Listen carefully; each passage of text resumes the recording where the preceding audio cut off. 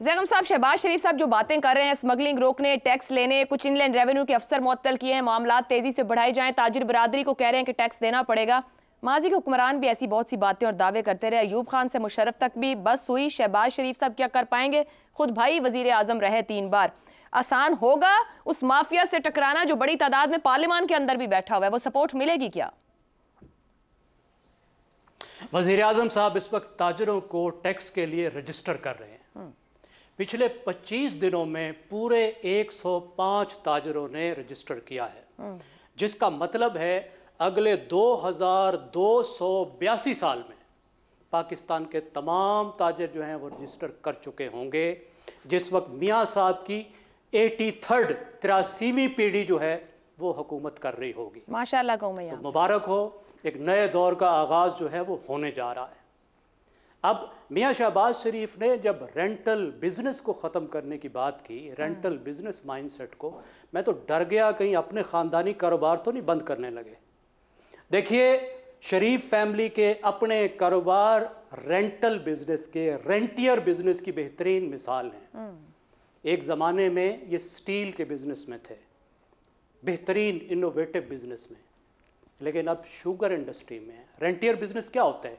रेंटियर business वो होता है जिसमें मेहनत नहीं करनी पड़ती, इनोवेशन नहीं करना पड़ता, दुनिया से मुकाबला नहीं करना पड़ता। जैसे बेचारा बांग्लादेशी जो है वो शर्टें बना बना के करता है और एक शर्ट में एक बटन गलत हो तो नॉर्वे से खरीदने वाला फोन उठा के उसको झाड़ता है कि क्या बेच रहे हो। और अरबपति बिलियनर बिजनेसमैन जो है वो बांग्लादेश में ढाके में बैठा हुआ यर्क जाता है। रेंटियर बिजनेस वो होता है जिसमें फैक्ट्री चल रही है, मैनेजर चला रहा है, अरबों रुपए आ रहे हैं, साहब जाएं सियासत करें, 6 महीने बाद एक दफ़ा चक्कर लगाकर आ जाएं, देख लें हुकूमत से मराद ठीक मिल रही हैं, सड़क बन गई है, वहाँ जो चीज़ें चाहिए वो सरकार ने बना दी हैं, एक्सपोर्ट का जो है वो इजाज़त मिल गई है, सब्सिडी मिल गई है। ये होता है रेंटियर बिजनेस। हमने इस बिजनेस को प्रमोट किया है और कर रहे हैं, और बाकायदा फैसिलिटीज़ देकर कर रहे हैं, और जो असल बिजनेस है उसका गला घोंट रहे हैं। जो पाकिस्तान की इंडस्ट्री है, जो मैन्युफैक्चरिंग है, जो रोजगार देती है, जो एक्सपोर्ट कर सकती है, उस पर 5 गुना ज्यादा टैक्स है। और टैक्स किस पर नहीं है? आपने देख लिया, ट्रेडर पर, जिसका आधा माल पाकिस्तानी है, आधा माल उसका स्मगलिंग पर है। और आपने देख लिया 2282 साल में वो टैक्स देंगे। तंबाकू की सनत, जो एटीएम्स हैं इन सियासी जमातों के, सबके आप सेनेटर उठा के देखें, उसमें टोबैको वाले शामिल हैं। हर साल 300 अरब रुपए का टैक्स वो खा जाते हैं। तो क्या मतलब? आप कह रहे हैं कि सिगरेटें बना के बेचो, ये आप एक इंडस्ट्री की बात कर रहे हैं जब नंबर दे रहे हैं। क्या मुमकिन हो पाएगा जिस उम्मीद की बात अफसार साहब कर रहे थे, या सिर्फ ये बयानात है हमारी तसल्ली के लिए? क्योंकि वो कह रहे हैं 1.5-2 साल की तो सिर्फ प्लानिंग है, उसमें तो फिर सोचा ही जा सकता है। मुझे तो एक्शन, 1.5-2 साल की प्लानिंग क्यों है? मुझे पता नहीं कि मैं कल जिंदा रहूंगा या नहीं रहूंगा, अगले साल में होऊंगा या नहीं रहूंगा, तो क्या मैं 1 हफ्ते की प्लानिंग करूंगा? आपको 5 साल का मैंडेट मिला है, चाहे आपको कल मौत आ जाए, चाहे आपको कल कोई निकाल के फेंक दे, आप पार्लियामेंट्री डेमोक्रेसी में हैं, हो सकता है आप पे परसों अदम एतमाद आ जाए, तो आपकी प्लानिंग भी क्या 1-1 हफ्ते की होगी? अफसोस की बात है अगर ये 2-2 साल की प्लानिंग कर रहे हैं तो इस जनाजे से नीचे उतर जाएं। अगर ये 2 साल से आगे सोचने की सलाहियत नहीं रखते तो ये निकले, उतरे इस जनाजे से जिस कुर्सी पर वो बैठे हैं। हमें लॉन्ग टर्म प्लानिंग चाहिए, विजन चाहिए। मरना तो आपने वैसे ही है यार, अच्छा काम करके ही मर जाओ। पिछली दफा भी निकल गए थे ना, तो कौम को बर्बाद करके क्यों गए? आप मुझे बताइए, 2017 में $20 बिलियन का करंट अकाउंट डेफिसिट देकर मरना था यहां से। मईशत ठीक करके ही चले जाते, जाना तो बर्बाद तो वैसे ही होना था। तो आपने $20 बिलियन का डेफिसिट क्यों फेंका इस कौम पे? एक्सपोर्ट्स क्यों नहीं बढ़ाई? क्यों डिफेंड करते रहे रुपए पे? जितनी आपके रिजर्व्स थे वो आप डॉलर की कीमत को कम रखने पे उड़ा दिए। लंबाई सोच रहा होता, आज कौम आपकी एहसानमंद होती कि जी वाकई कोई कुर्बानी दी। कुर्बानी भी नहीं देनी, सियासत जो है बचानी है, और सियासत फिर भी नहीं बचती। ठीक हो गया, ये शॉर्ट टर्म विजन का नतीजा होता है, ये इनका मसला है। देखिए, मैं क्विकली 1-2 बातें करूंगा। देखिए, मुझे सिर्फ 1 मिनट और दीजिए। अगर पाकिस्तान को आगे लेकर जाना है तो काबिल लोगों को लाएं। खुदा के वास्ते वजीर आजम साहब, अकबर परवरी को छोड़ें। ये बहुत बड़ी बीमारी है मुस्लिम लीग नवाज की। गवर्नेंस को ठीक करें, इदारों को रिफॉर्म करें और जहां पे गुंजाइश है वहां निकलें। ज़राअत बहुत बड़ी गुंजाइश है उसमें, सर्विस सेक्टर में, और सर्विस सेक्टर में इंडिया ने लीड किया है। और सर्विस सेक्टर का ताल्लुक है तालीम से। बच्चे पढ़ाएं, आपके 2.5 करोड़ बच्चे सड़कों पर हैं, यूनिवर्सिटी आपकी तबाह हाल है। एक विजन लें और एक दफा आप खुदा के वास्ते असली में सियासत को कुर्बान करके देखें पाकिस्तान की खातिर, फिर देखें कौम आपसे कैसे मोहब्बत मेरिट और तरजीहात की बात करें। लेकिन इफ्तिखार से एक बड़ी अहम बात की, वही बात को मैं जरा मुख्तलिफ अंदाज से रखूंगी। जो सियासी जमातें अपने वोट बैंक को नुकसान ना पहुंचे और तशद्दुद पर माइल हुजूम को ना रोक पाएं, वो सख्त फैसले ना कर पाएं, चाहे वो टैक्स कलेक्शन हो, दुकानदारों, कारखानेदारों या स्टॉक मार्केट वालों से टैक्स की वसूली हो, क्या वो सख्त फैसले करके जिस विजन की बात कर रहे हैं, जो आगे बढ़ने का रास्ता दिखा रहे हैं, कर पाएंगे वो सब कुछ? उनको सख्ती करनी चाहिए और जो इख्तियार उनके पास है उसको इस्तेमाल करना चाहिए, और इस बात में डरना नहीं चाहिए कि नताइज क्या होंगे। आज मैं देख रहा था, पॉलिटिकल कॉस्ट डरा देती है। आज मैं कॉस्ट कोई चीज़ नहीं होती, कॉस्ट का सबको पता होता है। आज मैं देख रहा था अमेरिका के यूनिवर्सिटियों में जो हंगामा हुआ और जिस तरीके से वहाँ पे उस हंगामे से निपटने का फैसला किया गया, वो दुनिया ने देखा। उसकी कॉस्ट कोई ना कोई तो देनी पड़ेगी उनको, लेकिन कॉस्ट तो देनी है अगर आपने आगे जाना है। अभी आपने क्या कहा, तशद्दुद पसंद ग्रोह को क्या आपने वोट बैंक को नुकसान, सिर्फ तशद्दुद पुरतशद्दुद जो हुजूम होता है उनको रोकने की हिम्मत ना कर पाए। हुजूम को रोकना होगा और उसमें कुछ भी ज़ाया हो जाए कोई परवाह नहीं करनी। गवर्नेंस करनी है तो करें, और करनी चाहिए आपको, क्योंकि आपको इख्तियार दिया गया है। और ये बात जो की अभी कि 105 अफराद ने वो इनकम टैक्स जमा करवाया है, तो फैसला आप करें। करते हैं दुकानें बंद तो करने दें उनको दुकानें बंद। कितने दिन दुकानें बंद हो जाएंगी? क्या हो जाएगा? आप इससे डरते हैं? अगर आप डरते रहेंगे तो यही तबाही है, ये आगे जाएगी और आप कुछ नहीं कर पाएंगे। जब पैसे नहीं होंगे तो इकॉनमी नहीं चलेगी। मांग तांग के पैसों वाला खेल अब ख़त्म होना चाहिए, वरना ये जितनी भी तनकीद आप पर हो रही है, इस तनकीद के करने वाले दुरुस्त कह रहे हैं फिर आप कि आप में ख्वाहिश ही नहीं है, आप में हिम्मत ही नहीं है, आप में ताकत ही नहीं है, आप गवर्नेंस में नाकाम हो गए हैं। और ये कहना कि तसलसल नहीं है, मैं नहीं मानता। 5 साल मिले एक पार्टी को, 2008 से 13 और 2013 से लेकर 2018 तक एक को मिले। 5 सालों में दुनिया के अंदर सियासी पार्टियों ने अपने अवाम की तकदीर बदल दी है। उन्होंने कंप्रोमाइज़ नहीं किए। ये बात कर रहे थे सिगरेट वालों से, कितने होंगे सेनेटर सिगरेट वाले? क्या कर लेंगे वो आपका? कितनी दफ़ा आपके खिलाफ वोट कास्ट कर लेंगे? माफिया बड़े नहीं हो गए हमारी हुकूमत? माफिया को पकड़ना पड़ेगा ना। मैं ये कहने का था, आपने मेरी बात छीन ली। सिगरेट के जो हामी सेनेटर हैं कितने होंगे पार्लियामेंट में? क्या कर लेंगे वो किसी बिल के ऊपर? वोट ही नहीं डालेंगे ना, या मीडिया को इस्तेमाल करेंगे, फ़र्क नहीं पड़ेगा। देखिए जी, जहाँ आज हम खड़े हैं, ये वो लम्हा है हमारी ज़िंदगी में कि फ़ैसला ताकतवर करना होगा, नताइज जिसके जो होंगे उसको निपटना होगा। शहबाज शरीफ साहब वो ताकतवर फैसला कर सकते हैं? क्यों नहीं कर सकते? क्यों नहीं कर सकते? क्या अपाज हैं? क्या पार्लियामेंट में उनके पास अक्सरियत नहीं है? क्या पाकिस्तान पीपल्स पार्टी उनको सपोर्ट नहीं कर रही है?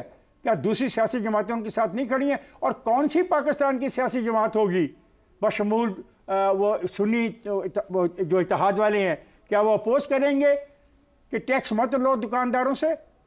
क्या वाकई मुल्क की रूलिंग एलीट बदलना चाहती है, गवर्नेंस बेहतर करना चाहती है? क्या आप चाहते हैं कि 800 लोग इस मुल्क को तबाही की तरफ ले जाएं? बिल्कुल नहीं चाहते। नहीं, आप देखिए, आवाम के मैंडेट के मुताबिक चीजें हों और गवर्नेंस होनी चाहिए। मैं मेरा ख्याल है, मैं यही कह रहा हूँ, जरा मैं थोड़ी ऊंची आज आवाज़ इस्तेमाल करूँ, क्योंकि आप हमेशा कहती हैं कि इफ्तिखार साहब जब आपकी बारी आती है तो आपके लहजे में वो तेज़ी और तलखी नहीं पाई जाती। तो मैं थोड़ा सा आज मैं अपने आप को मैं वाज़ेह तौर पर ये कहना चाहता हूँ, पाकिस्तान की पार्लियामेंट ना बने तलखी के साथ। ये क्या हो गया? शेख रशीद से मिला दिया आपको। शेख रशीद ना बने, कम से कम तलखी तो भाई बैठे रहो तुम भी, मैं सबको जानता हूँ, शेख रशीद को भी मैं जानता हूँ वो कौन है। सवाल ये पैदा होता है कि गुंडों के पाकिस्तान साथी की हैं, पार्लियामेंट के आपके अंदर रशीद का कोई भी ताना ऐसा ना आदमी नहीं है जो पाकिस्तान के अवाम की बेहतरी नहीं चाहता। ठीक हो उसका रवैया और हो सकता है, उसकी पॉलिसीज कुछ और हो सकती हैं, उसका तरीकाकार कुछ हो सकता है, लेकिन वो पाकिस्तान के अवाम से दुश्मनी करने ठीक की हो गया। जरूरत नहीं कर सकते। दुरुस्त। तो आइए स्टार्ट करें एक नए एरा को, एक और नए इसमें एरा उन लोगों को भी शामिल करें जिनकी हम खुफिया बातें करते हैं कि जी एग्जेक्टिव का पार्ट 1 है, एग्जेक्टिव का पार्ट 2 है, और अदलिया का पार्ट 1 है और अदलिया का पार्ट 2 है। एग्जेक्टिव और अदलिया पाकिस्तान की अगर इस किस्म का फैसला होता है जो अवाम की बेहतरी के लिए वाज़े तौर पे हो, उसमें शफ्तालू ना हो, तो आई एम श्योर कि दे विल स्टैंड। ठीक हो गया जी। शफ्तालू पीछे रख के नए इरा की बात करें। शहजाद साहब, शहबाज शरीफ साहब जब इमरान खान साहब का दौर था तो कहते थे कि इदारों की जितनी हिमायत इस हुकूमत को मिल रही है, किसी भी और हुकूमत को मिलती तो पाकिस्तान पता नहीं कहां से कहां तक पहुंच जाता। खुशकिस्मती से उतरी नहीं तो कम से कम उसके आसपास की हिमायत इस वक्त शहबाज शरीफ साहब को भी मिल रही है। आपके ख्याल में कितनी उम्मीद रखनी चाहिए कि शहबाज शरीफ साहब मुल्क को कहां का कहां पहुंचा देंगे?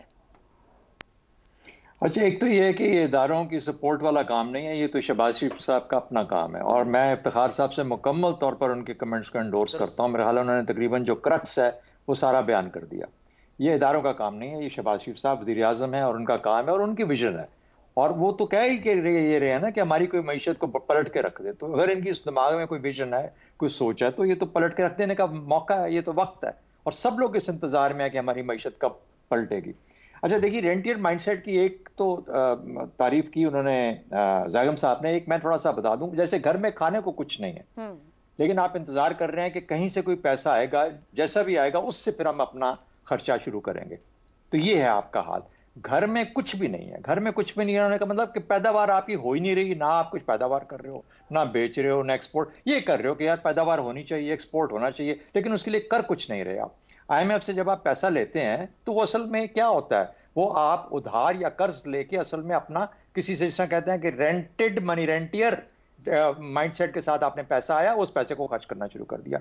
हम तो पिछले कितने सालों से IMF के हाथों इस तरीके से रेंटियर एक इकोनॉमी चला रहे हैं।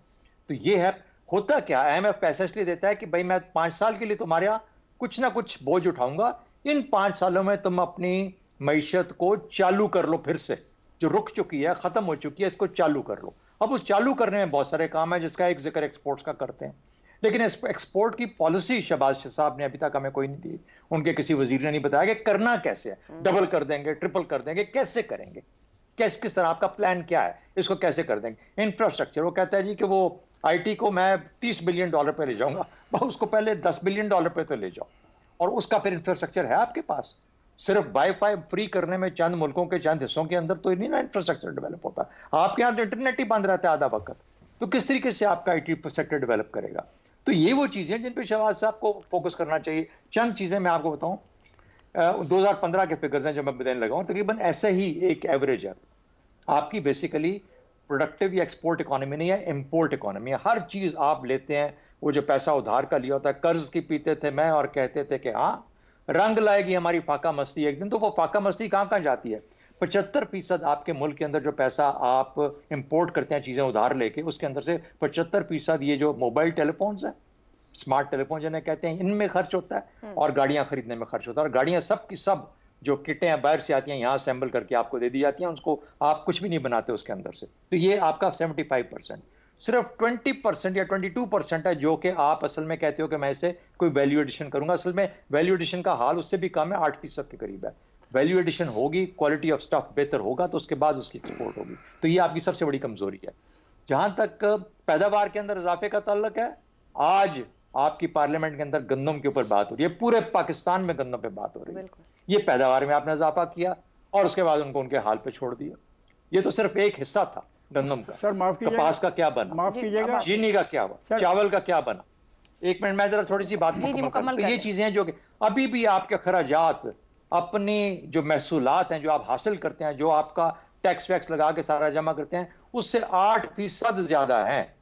800 अरब, 1 खरब का फर्क है। 1 खरब आप कहीं ना कहीं से आपको चाहिए खाने पीने के लिए, वरना आप तनख्वाहें भी नहीं अदा कर सकते।